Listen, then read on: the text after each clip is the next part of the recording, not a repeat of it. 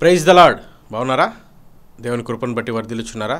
రండి ప్రార్థన చేసుకొని నేటి వర్తమానాన్ని ధ్యానించుకుందాం. సర్వోన్నతుడా, సర్వశక్తిమంతుడా ప్రభువా, ఈ సమయంలోనైనా తండ్రి నీ సహాయం కొరకునైనా నీ వైపు చేతులెత్తుతుండగా మీరు మాట్లాడి మీరు మహిమ పొందుమని యేసు నామములో ప్రార్థిస్తున్నాను తండ్రి, ఆమేన్. కొన్నిసార్లు మన జీవితంలో తరచుగా ఈ మాట మాట్లాడుతూ ఉంటాం, ఈ పదాలు యూజ్ చేస్తూ ఉంటాం. దరిద్రము దెయ్యం పట్టినట్లుగా పట్టిందిరా, అది వదలటం లేదు. అవును కదండి. జనరల్గా ఈ వర్డ్స్ మనము వింటూ ఉంటాము. ఎక్కడన్నా దరిద్రము దెయ్యంలాగా నన్ను పట్టి పీడిస్తూ ఉంది, వదలడం లేదు, ఎన్ని ప్రయత్నాలు చేసినా నా జీవితంలో విజయం లేదు, లైఫ్లో ఒక సక్సెస్ని చూడలేకపోతున్నాను, ఒక ఫెయిల్యూర్ నన్ను పట్టి పీడిస్తూ ఉంది అని జనరల్గా అంటూ ఉంటాం. ఈరోజు పరిశుద్ధ గ్రంథం నుంచి కొన్ని మనల్ని వదిలి వెళ్ళనప్పుడు ఏం చేయాలో దేవుడు తన శిష్యులకు ఆజ్ఞాపించినట్టుగా చూస్తాం. మరి మన బైబిల్స్ తెరుద్దాం. మార్క్ సువార్త 9వ అధ్యాయము 29వ వచనం చదువుకుందాం. మార్క్ సువార్త, గాస్పల్ అకార్డింగ్ టు మార్క్ 9:29. అందుకు ఆయన, ప్రార్థన వలననే గాని మరి దేని వలనైనను ఈ విధమైనవి వదిలిపోవుట అసాధ్యమని వారితో చెప్పాను. ప్రార్థన వలనే, అక్కడ ఫుట్ నోట్లో ఉపవాసం వలన అని రాయబడి ఉంటుంది. మరి ఇంగ్లీష్ బైబిల్లో బై ప్రేయర్ అండ్ ఫాస్టింగ్. మరి ఉపవాస ప్రార్థన ద్వారానే ఇవి వదిలిపోతాయి. అవునండి. కొన్నిసార్లు విజయం మన జీవితంలోకి రావాలంటే మనల్ని మనం తగ్గించుకోవడము అవసరం, మనం ఉపవాసం ఉండడము అవసరం. ఉపవాసము వలననే, ఉపవాసముతోనే ఇవి సాధ్యపడతాయి అని దేవుని వాక్యం సెలవిస్తుంది. దేవుని వాక్యములో ఉపవాసం అంటే తనను తాను తగ్గించుకొని దేవునికి దగ్గరగా వెళ్ళడం. మరి దినవృత్తాంతముల 2వ గ్రంథము 7వ అధ్యాయము 14వ వచనం చదువుదాం. దినవృత్తాంతముల 2వ గ్రంథము 7వ అధ్యాయము 14వ వచనం. నా పేరు పెట్టబడిన జనులు తమను తాము తగ్గించుకొని ప్రార్థన చేసి నన్ను వెతికి తమ చెడు మార్గములు విడిచిన ఎడల ఆకాశము నుండి నేను వారి ప్రార్థన విని వారి పాపమును క్షమించి వారి దేశమును స్వస్థపరచెదను.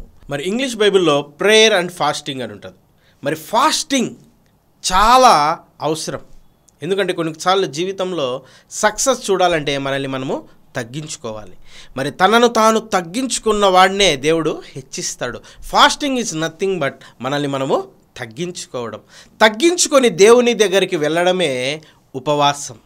మరి దినవృత్తాంతంలో 2వ గ్రంథము 7వ అధ్యాయము 14వ వచనం ఈ విధంగా రాయబడి ఉంది. 7వ అధ్యాయము 14వ వచనంలో, నా పేరు పెట్టబడిన జనులు తమను తాము తగ్గించుకొని ప్రార్థన చేసి నన్ను వెతకి తమ చెడు మార్గములు విడిచిన ఎడల ఆకాశము నుండి నేను వారి ప్రార్థన విని వారి పాపమును క్షమించి వారి దేశమును స్వస్థపరిచెదను. మనల్ని మనం తగ్గించుకొని దేవుని దగ్గరికి వెళ్ళినప్పుడు ఆకాశము నుండి ఆయన మన ప్రార్థన వింటాడని దేవుని వాక్యం సెలవిస్తూ ఉంది. మరి ఉపవాసం అంటే మనల్ని మనం తగ్గించుకోవడం, దేవుని దగ్గరగా జరగడం.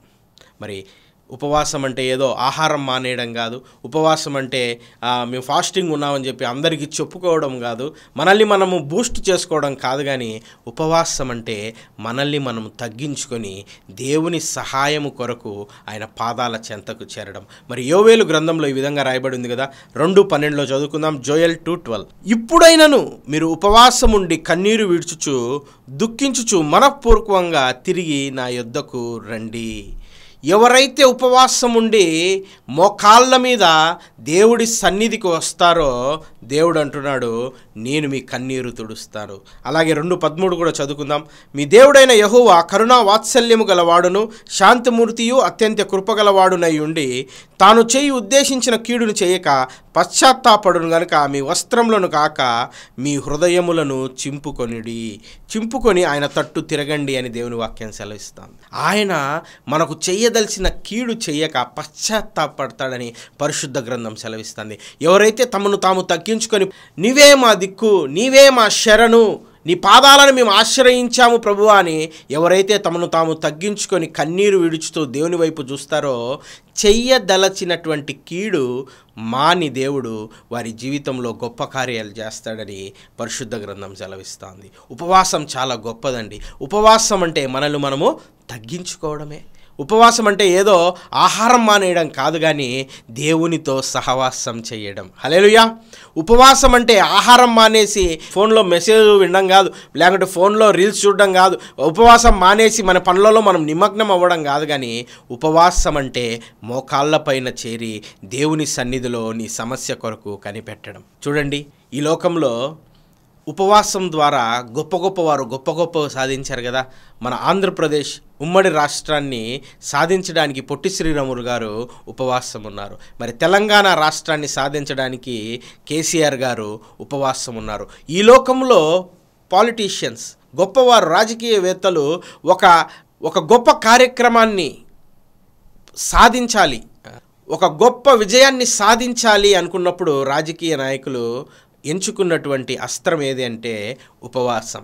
మాకు తెలంగాణ కావాలి అని ఆయన ఉపవాసం చేశాడు. మాకు ఆంధ్ర కావాలి అని ఆయన పొట్టి శ్రీరాములు గారు అప్పట్లో ఉపవాసం చేశారు. అంటే ఈ లోకంలో గొప్ప వారు సైతము ఫాస్టింగ్ ఉండి తమ రాష్ట్రం కోసం, తమ ప్రజల కోసము గొప్ప కార్యాలు పొందుకున్నట్లుగా మనము చూస్తూ ఉన్నాం.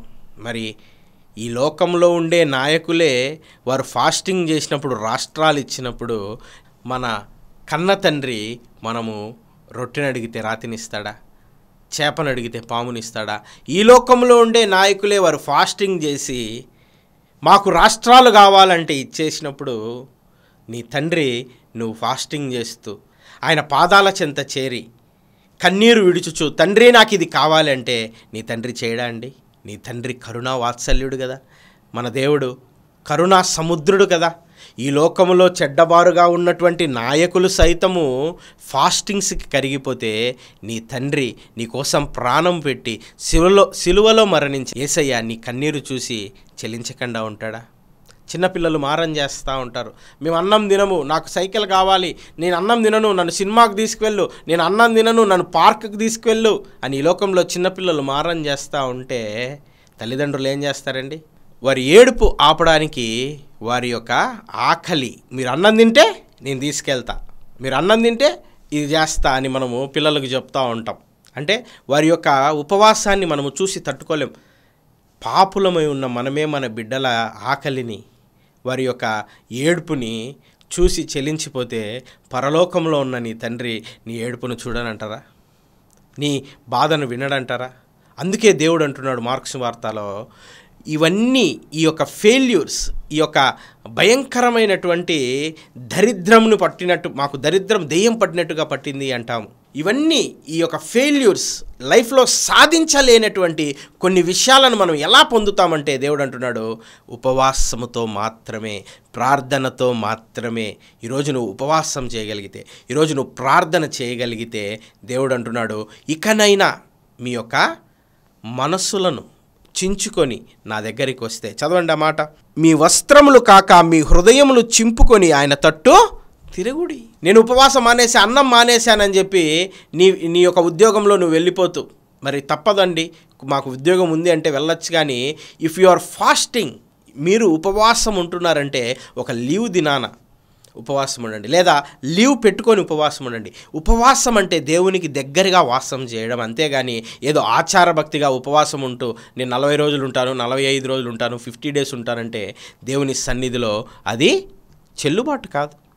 నీ ఉపవాసం ఎలా ఉండాలంటే దేవునికి దగ్గరగా నీవు ఉండాలి. నీవు దేవుని దగ్గరగా ఉండడమే ఉపవాసము, కానీ ఆచారభక్తిగా ఉండడము ఉపవాసము కాదు. ఉపవాసం అంటే దేవుని సన్నిధిలో నీవు కనపడడం, నిన్ను నీవు తగ్గించుకోవడము, నీ కన్నీరు విడచడము, నీ దుఃఖాన్ని దేవుని సన్నిధిలో ఒప్పుకోవడం.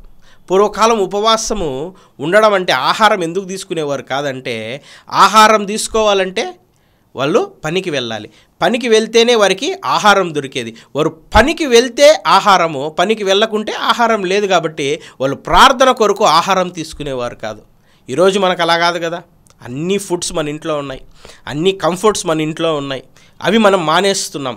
మంచిదే, దేవుడి కొరకు ఒకరోజు ఉపవాసం ఉండడం మంచిదే. డాక్టర్స్ కూడా హ్యూమన్ బాడీకి ఫాస్టింగ్ అవసరం అని చెప్తా ఉన్నారు. మీరు ఫాస్టింగ్ ఉండండి, మీ ఒంట్లో ఉన్నటువంటి మీ యొక్క క్రొవ్వును, మీ యొక్క ఫ్యాట్ని మీరే కరిగించుకోవడం ద్వారా మీకు ఆరోగ్యానికి మంచిది అంటున్నాడు. 2000 సంవత్సరాల క్రితమే ప్రభువు చెప్పాడు, మనిషికి ఉపవాసము అవసరమని. నా ప్రియమైనటువంటి దేవుని సంగమా, ఉపవాసము మన జీవితంలో పట్టి పీడిస్తూ వదలకుండా ఉన్నటువంటి ఫెయిల్యూర్ని సక్సెస్గా మారుస్తుంది. Hallelujah. If you fast, if you bow down your head, when you kneel down in the presence of the Lord, sky will bow down to you. Hallelujah. ఈఎమ్స్ బౌండ్ అనే సేవకుడు అంటాడు, నీవు మోకాళ్ళ మీద ఉంటే ఆకాశము నీకు తల వంగుతుంది, తల వంచుతుంది, నీకు సలాం కొడుతుంది. ఎప్పుడు? నీవు మోకాళ్ళ మీద ఉన్నప్పుడు. ఈరోజు దేవుడు అంటున్నాడు, నీవు కన్నీరు విడుచుచు, ఇప్పుడైనా ఉపవాసం ఉండి కన్నీరు విడుచుచు దుఃఖించుచు మనఃపూర్వకంగా తిరిగి నా యొద్దకు వస్తే అంటున్నాడు దేవుడు, I will give you what do you want. Hallelujah. అవునండి, నినివే పట్టణానికి యోనా మీ యొక్క దేశము నాశనం అవుతుంది అని ప్రకటించినప్పుడు, చదువుదాం ఆ మాటలు. యోనా 3:4 చదువుకుందాం. యోనా గ్రంథము 3:4. యోనా ఆ పట్టణములో ఒక దినము ప్రయాణమంత దూరం సంచరించుచు ఇక 40 దినములకు నినివే పట్టణము నాశనమగునని ప్రకటన చేయగా, నినివే పట్టణం వారు దేవుని యందు విశ్వాసముంచి ఉపవాస దినము చాటించి, అక్కడ చదవండి మీరు, విశ్వాసముంచి ఉపవాస దినం చాటించి గనులేమి అల్పులేమి అందరూ గోనెపట్ట కట్టుకునిరి. ఆ సంగతి నినివే రాజునకు వినబడినప్పుడు అతడును తన సింహాసనం మీద నుండి దిగి తన రాజ్యవస్త్రములు తీసివేసి గోనపట్ట కట్టుకొని బూడిదలో కూర్చుండెను. ఆ పై వచనాలు కూడా చదివితే, పశువులు సైతం ఫాస్టింగ్, వాటికి కూడా ఆహారం పెట్టకుండా తమను తాము తగ్గించుకొని, రాజు గనులేమి అల్పులేమి, రాజు ఏమి ఎవరైతేనేమి, సింహాసనము దిగి గోనపెట్ట ధరించుకొని దేవుని సన్నిధిలో కన్నీరు కార్చినట్టుగా పశ్చాత్తాపడినట్టుగా చూస్తాం. 40 దినాల్లో నాశనం అవ్వాల్సినటువంటి నినివే పట్టణం మరి ఎప్పుడైతే తమను తాము తగ్గించుకున్నారో, దేవుని సన్నిధిలో కనపడ్డారో, విశ్వాసముతో ఉపవాసం ఉంచారో, అక్కడ ఆ మాటను మీరు గమనించారా? విశ్వాసముతో ఉపవాసం. ఉపవాసం అనేది ఆచారం కాదు, ఉపవాసం అనేది అదేదో ఒక ట్రైట్ కాదు, లేదంటే రిచువల్ కాదు. ఉపవాసం అందరూ చేస్తున్నారు కదా, నేను చేస్తాను బాగుపడిపోతానంటే కుదరదు. నీ ఉపవాసములో విశ్వాసం ఉండాలి. నీ ఉపవాసములో నీ స్వరము, నీ యొక్క ముఖము దేవుడికి కనపడాలి. హల్లెలూయా. నీ స్వరము నాకు వినబడనిమ్ము, నీ ముఖము నాకు కనబడనిమ్ము అని దేవుని వాక్యం సెలవిస్తుంది. ఈరోజు నినివే పట్టణం వారు గనులేమి అల్పులేమి రాజులేమి బంటులేమి ఎవరైతేనేమి పశువులైతేనేమి తమ రాష్ట్రం కొరకు, తమ యొక్క ప్రజల కొరకు, ఎలాగైతే పొలిటికల్ లీడర్స్ ప్రజలలోకి వచ్చి తమ యొక్క విలాసవంతమైన జీవితాన్ని వదిలి టెంట్లలో ఏమీ ఆహారం తీసుకోక రాష్ట్రాలను సాధించుకున్నారో, నినివే పట్టణం వారు కూడా తమను తాము తగ్గించుకొని దేవుని యొక్క ఉగ్రత నుండి పశ్చాత్తాపడేటట్లుగా దేవుడు చేసుకున్నారు. చదువుదాం ఆ మాట. 3వ అధ్యాయము 10వ వచనం. యోనా గ్రంథము 3:10. ఈ నినివే వారు తమ చెడు నడతలను మానుకొనగా వారు చేయుచున్న క్రియలను దేవుడు చూచి పశ్చాత్తాప్తుడై వారికి చేయదలిచినటువంటి కీడును చెయ్యక మానెను. హల్లెలూయా. ఎప్పుడైతే మనం ఉపవాసం చేస్తామో మనల్ని పట్టి పీడిస్తున్నటువంటి ఆ ఫెయిల్యూర్, మనల్ని పట్టి పీడిస్తున్నటువంటి ఆ దరిద్రము, ఆ దారిద్ర్యత మనల్ని విడిచి వెళ్ళిపోతుంది. నమ్ముతారా? విశ్వసిస్తారా? విశ్వాసముతో నీ ఉపవాసం, విశ్వాసముతో నీ ఉపవాసము దేవుని సన్నిధిలో నీ ముఖము, నీ స్వరము కనబడినప్పుడు, వినబడినప్పుడు దేవుడు అంటున్నాడు, నీ కన్నీరు తుడిచి నీ దుఃఖాన్ని నేను నాట్యంగా మార్చబోతున్నాను. హల్లెలూయా. కాబట్టి ఉపవాసం అనేది ఆచారబద్ధంగా చేయొద్దండి. ఉపవాసం అన్నది ఏదో ట్రైట్ లాగా, అనాది కాలం నుండి మా తాతలు చేశారు, మా అమ్మలు చేశారు, మా అమ్మలు చేస్తారు, అనాది కాలం నుండి మా తాతలు చేశారు, మా తండ్రులు చేశారు, మేము చేస్తున్నామని కాక, ఉపవాసము ఎలా చేయాలంట? విశ్వాసముతో చేయాలా. ఉపవాసము దేవుని సన్నిధిలో కనపడడానికి చేయాలా. ఉపవాసములో నీ స్వరము దేవుడికి వినపడాలి.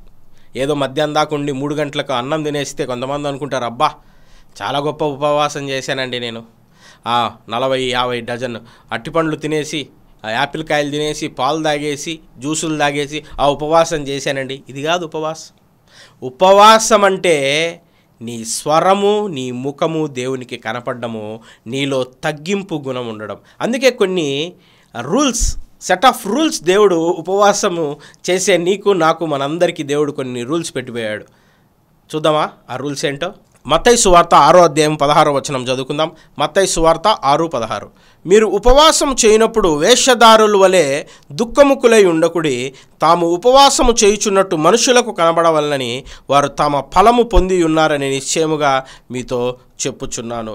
కొంతమంది ఉపవాసం చేస్తున్నామని దీనంగా ముఖం పెట్టి మేమేం తినకూడదండి అంటే దే విల్ ఎగ్జిబిట్, నేను ఉపవాసం ఉన్నాను, అరే నేను గొప్పవాడు కాబోతున్నాను అని వాళ్ళను వాళ్ళు ప్రొట్రేట్ చేసుకుంటూ ఉంటారు, ప్రొజెక్ట్ చేసుకుంటూ ఉంటారు, నేను ఉపవాసం ఉన్నానని.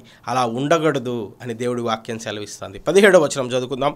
ఉపవాసము చేయుచున్నట్లు మనుషులకు కనబడవలనని కాక రహస్యమందున్న నీ తండ్రికే కనబడాలని నువ్వు ఉపవాసము చేయనప్పుడు నీ తల అంటుకొని ముఖము కడుక్కొనుము.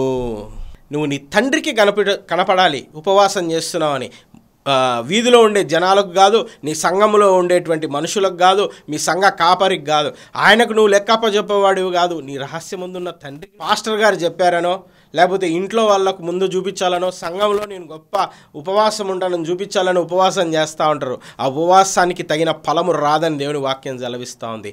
నువ్వు నీట్గా తల అంటుకొని ఫ్రెష్గా రహస్యముందున్న నీ తండ్రికి నీవు కనపరుచుకో అంటే దాని అర్థం ఏంటంటే నీవు స్నానం చేసి పరిశుద్ధుడుగా అంటే స్నానం చేస్తే పరిశుద్ధులైపోతామని కాదు, పరిశుద్ధుడి దగ్గరికి వెళ్ళేటప్పుడు ఎలా వెళ్ళాలి? పరిశుద్ధంగా వెళ్ళాలంటే మన పాపములు ఒప్పుకొని ఆయన రక్తాన్ని ఆశ్రయించి రహస్యముందున్న నీ తండ్రి పాదాల దగ్గర నువ్వు కూర్చున్నప్పుడు నీవు దేవదూత వలె దేవుని సన్నిధిలో మెరుస్తూ ఆయన ముఖకాంతి నీ మీద ప్రకాశించినప్పుడు నువ్వు దివ్యమైన ఆ వెలుగులో రహస్యమందున్న నీ తండ్రి ముఖకాంతిలో నీ రహస్య పాపాలను వెతుక్కుంటూ కడుక్కుంటూ నీ చెడుతనమును విడిచి, ప్రభువా నాకు ఈ సమస్యగా ఉంది, ఇన్ని సంవత్సరాల నుంచి నా యొక్క వివాహం అవ్వడం లేదు, ఇన్ని సంవత్సరాలుగా నా బిజినెస్లో నాకు గ్రోత్ లేదు, ఇన్ని సంవత్సరాలుగా ఇన్ని ఉద్యోగాలు చేస్తున్నా ఏ ఉద్యోగంలో నా యొక్క జీతము నా ఇంట్లో నిలబడడం లేదు అంటే ఏ సమస్య ఉన్నా, వివాహమా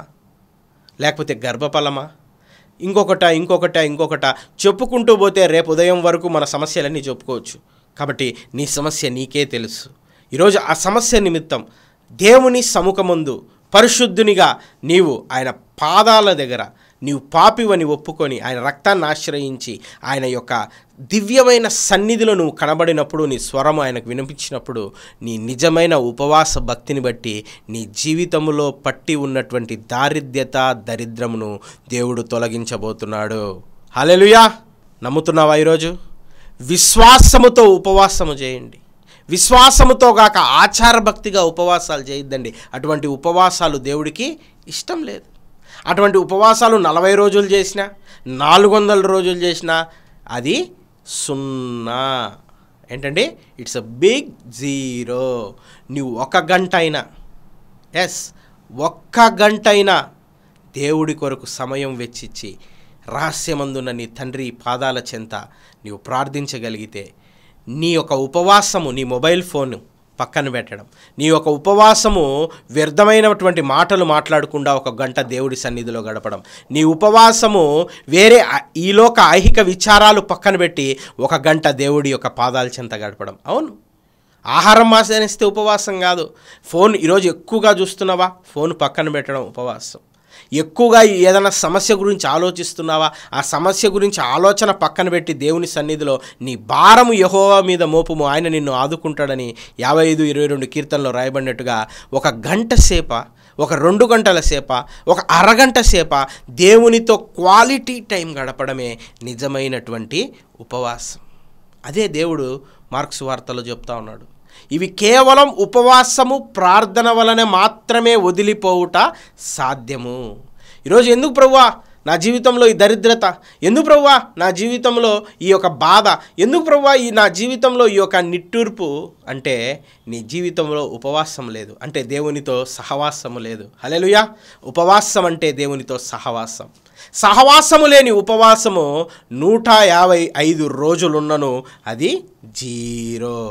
అవును, ఎప్పుడైతే సహవాసము కలిగిన ఉపవాసము చేస్తావో మత్తయి 6:18 దేవుడు అంటాడు కదా, అందరం చదువుకుందాం ఈ మాట. మత్తయి సువార్త 6:18. అప్పుడు రహస్యమందు చూచుచున్న నీ తండ్రి నీకు ప్రతిఫలమిచ్చును. ఎప్పుడైతే సహవాసం చేస్తావో, నీ స్వరం వినిపిస్తావో, నీ ముఖము కనపడనిస్తావో దేవుడికి ఫలము దొరుకుతుంది. నువ్వు ముఖము కనపడనివ్వక, నీ యొక్క స్వరము వినబడనివ్వక, ఆచారభక్తిగా ఉపవాసం ఉంటూ 400 రోజులు ఉన్నా కూడా దేవుడు ఫలం ఇవ్వడు. ఏమివ్వడండి? ఫలము లేని యొక్క నీ ఉపవాసము వ్యర్థం. ఈ మాటలు వింటున్నటువంటి ప్రియ సహోదరుడా, సహోదరి, నా ప్రియమైన దేవుని సంగమా, ఈరోజు విశ్వాసముతో ఉపవాసం చేద్దాం. ఆచారముగా కాక భక్తితో ఉపవాసం చేద్దాం. దేవునితో సహవాసం కొరకు ఉపవాసం చేద్దాం. రహస్యమందు ఉన్న తండ్రికి కనబడాలని ఉపవాసం చేద్దాము. ఆయన ఇచ్చే ప్రతిఫలమును పొందుకుందాం. పేరు పెట్టబడినటువంటి ప్రజలు నన్ను వెతకి, మరి నన్ను వెతకడము అంటే దేవుడు ఎక్కడ దొరుకుతాడండి? సహవాసంలో మన దేవుడు మనకు దొరుకుతాడు. ఒంటరిగా మనము దేవుని సన్నిధిలో మోకరించినప్పుడు దేవుడు మనకు దొరుకుతాడు. అప్పుడు మన రహస్యమందున్న తండ్రికి మన యొక్క విజ్ఞాపనలు చెప్పినప్పుడు ఆయన ఆలకిస్తాడు. నాకు మొరపెట్టుము, నీకు నేను ఉత్తరం ఇస్తానన్న దేవుడు. నీవు శ్రమలో ఉంటే నీకు నేను తోడై ఉంటానన్న దేవుడు. నిన్ను విడిపిస్తాను, నిన్ను గొప్ప చేస్తానన్న దేవుడు కోరుకుంటున్నది నీ సహవాసం. ఒక మంచి స్నేహితుడు నీకున్నాడంటే ఆ స్నేహితుడి దగ్గరికి వెళ్ళి నీ బాధ ఏంటి అని అడిగితే తను వెంటనే చెప్పేస్తాడు. ఈరోజు నా స్నేహితుడు ఈ బాధతో, ఈ యొక్క సమస్యతో బాధపడుతున్నాడు, మీకు చేతనైతే హెల్ప్ చేయండి అన్నా అని. మరి నీ స్నేహితుడికి ఎలా తెలుస్తుంది నీ యొక్క సమస్య, నీ యొక్క బాధ? అంటే ఆయన దేవుడా? కాదు. మరి ఎలా తెలుస్తుంది? ప్రతిరోజు నువ్వు ఆయనకు వినబడతావు, అంతే కదా?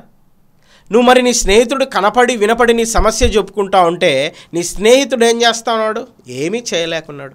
అదే నువ్వు నీ స్నేహితుడుగా భావించి, అవును దేవుడు నీకు స్నేహితుడు, అబ్రహాము నా స్నేహితుడు అన్న దేవుడు, మోషేతో స్నేహితుడుగా ముఖాముఖిగా మాట్లాడిన దేవుడు ఆయన సంతానమైన మనందరినీ స్నేహితులుగా భావిస్తున్నాడు.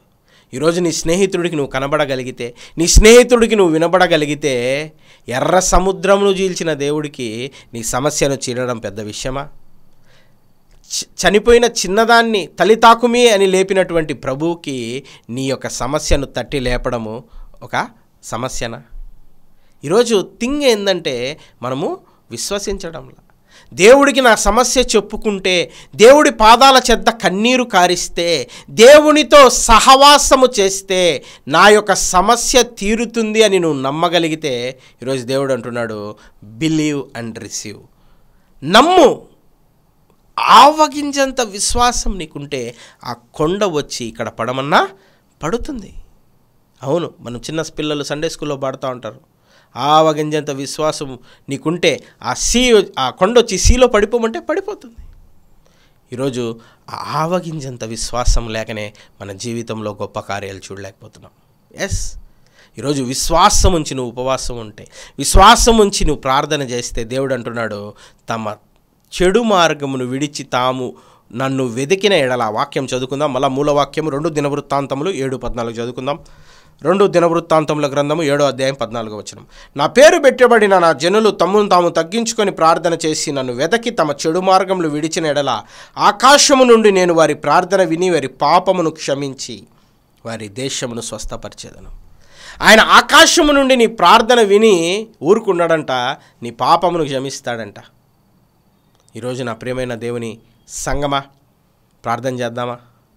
ఆయన పాదాలు పట్టుకుందామా? మనల్ని మనం తగ్గించుకుందామా? ఆయన సన్నిధిలో కన్నీరు విడుద్దామా? ఎవరో సహాయము చేయనటువంటి నాయకుల కాళ్ళు పట్టుకుంటున్నావు, ఎవరో సహాయము చేయనటువంటి మనుషుల కాళ్ళు పట్టుకుంటున్నావు.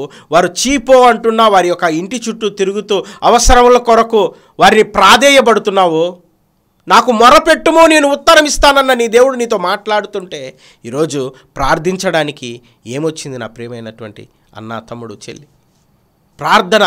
దేవుడు నీ నుంచి కోరుకునేది ఒకటే కదా, ప్రార్థన. ఈరోజు ప్రార్థన చేయగలిగితే, ఐ రిపీట్ దిస్, నువ్వు ప్రార్థన చేయగలిగితే దేవుడు నిన్ను స్వస్థపరుస్తానంటున్నాడు.